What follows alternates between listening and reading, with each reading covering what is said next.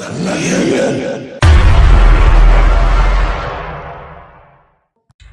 प्रिया से बहुत प्यार करता था।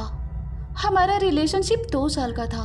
हमारी जिंदगी में सब कुछ ठीक ही चल रहा था, लेकिन एक दिन पता चल गया कि प्रिया को कैंसर है। ये सुनकर मैं पूरी तरह टूट गया। मैंने प्रिया को बचाने की बहुत कोशिश की, लेकिन फिर भी मैं उसकी जान नहीं बचा पाया। प्रिया की मौत के बाद मैं बहुत ही ज्यादा उदास रहने लगा था। मेरा किसी भी चीज में मन नहीं लग रहा था। प्रिया की मौत के बाद मैं जिंदा क्यों हूँ, यही सवाल मेरे मन में हमेशा आता था। एक रात मैं अपने घर में सो रहा था। अभी कुछ ही देर हो चुकी थी, लेकिन तभी अचानक किसी की आहट से मेरी नींद खुल गई। उसके बाद सामने का नजारा देखकर मैं काफी ज्यादा डर गया, क्योंकि मेरी गर्लफ्रेंड प्रिया मेरे सामने खड़ी थी। प्रिया को देखकर मैंने कहा, प्रिया तुम तो मर चुकी थी ना, लेकिन वापस कैसे और क्यों आई हो? इस पर प्रिया ने कहा, हाँ मैं मर चुकी हूँ, लेकिन मुझे मुक्ति नहीं मिली है।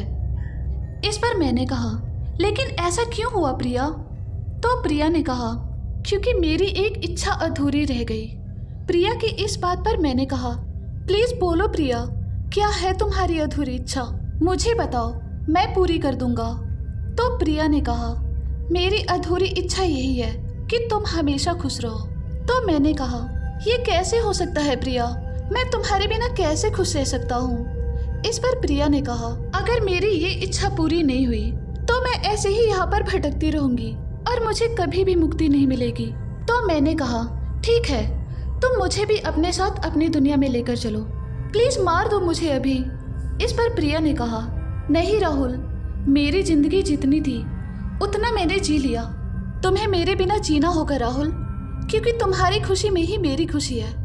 प्रिया ने आगे कहा, और तुम जब खुश रहोगे तो मुझे भी मुक्ति मिल जाएगी। इस पर मैंने कहा, लेकिन प्रिया तुम्हारे बिना मैं जी नहीं सकता।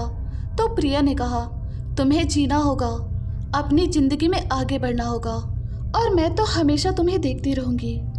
उसके बाद मैंने प्रिया को अपने गले से लगाया और फिर थोड़ी देर बाद वो वहाँ से गायब हो गई।